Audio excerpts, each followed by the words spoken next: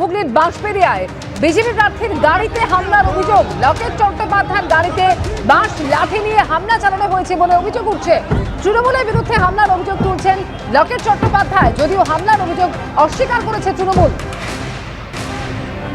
সেই সময় ছবি আপনারা দেখতে পাচ্ছেন, যখন এই ঘটনা ঘটে প্রচার সেরে ওই এলাকা দিয়ে ফিরছিলেন লকেট চট্টোপাধ্যায় এবং সেই সময় তার গাড়ির সামনে দাঁড়িয়ে তার গাড়িতে হামলা চালানো হয়েছে এমনটাই অভিযোগ করছেন তিনি, এবং বেশ কিছুক্ষণ তাকে অবরুদ্ধ থাকতে হয়।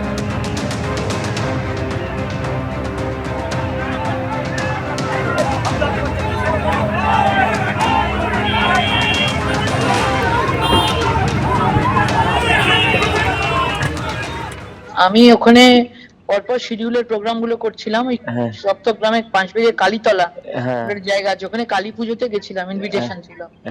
ওখানে গেছি, মহিলারা কালী পুজো টালী পুজো করছিল। করে আরেকটা জায়গায় যাব, গাড়িতে উঠেছি, সবাই আমাদের কর্মীরা ছিল। আমি কথাবার্তা বলে গাড়িতে, হঠাৎ করে গাড়িটা রেডি হয়েছে, দেখি বাঁশের মধ্যে কালো ফ্ল্যাগ নিয়ে এসছে, গো ব্যাক। তারপরে এইসব উল্টো পাল্টা গালাগাল। তারপরে দেখলাম মানে পুরো গাড়ির মধ্যে দামাদাম মারছিল। তো আমি ভিডিও করছিলাম সামনে বসে, দেখলাম আমার ভিডিও করা দেখে মনে আরো বেশি করে মারতে শুরু করছে। তখন আমি ভিডিওটা বন্ধ করে দিয়েছি।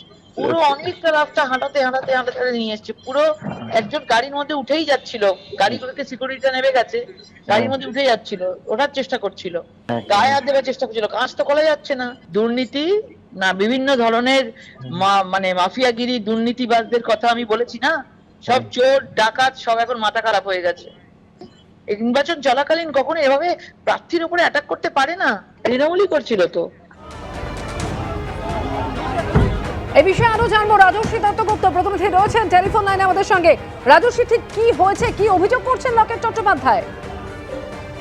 দেখো, এখনো পর্যন্ত যেটা জানা যাচ্ছে যে লকেট চট্টোপাধ্যায় তার ভোট প্রচারের কর্মসূচি সেরে ফিরছিলেন। সেই সময় হুগলির বাঁশবেড়িয়া এলাকায় পুরসভার 17 নম্বর ওয়ার্ড এইরকম একটি জায়গায়, সেখানে তার গাড়ি আচমকাই অভিযোগ যে তৃণমূলের কর্মী সমর্থকরা ঘিরে ধরেন এবং তারপরে তার গাড়ি ঘিরে গো ব্যাক স্লোগান দিতে শুরু করেন তৃণমূলের কর্মী সমর্থকরা।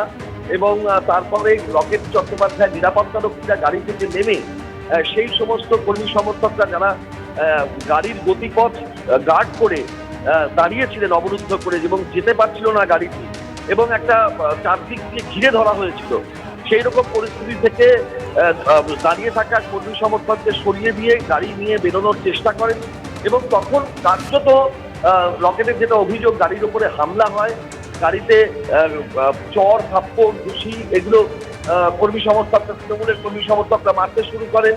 এবং তারপরে নিরাপত্তারক্ষীদের চেষ্টায় রীতিমতন বেশ কিছুক্ষণ ওরকম অবরুদ্ধ অবস্থায় কাটানোর পর সেখান থেকে তিনি বেরিয়ে আসতে সমর্থ হন।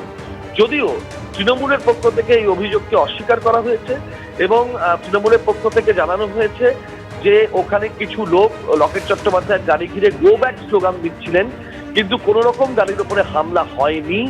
লকেট চট্টোপাধ্যায়ের নিরাপত্তারক্ষীরা ওই ব্যক্তিদেরকে হঠাতে তাদেরকে ধাক্কা দিতে শুরু করেন এবং তখনই একটা উত্তেজনার পরিস্থিতি তৈরি হয়।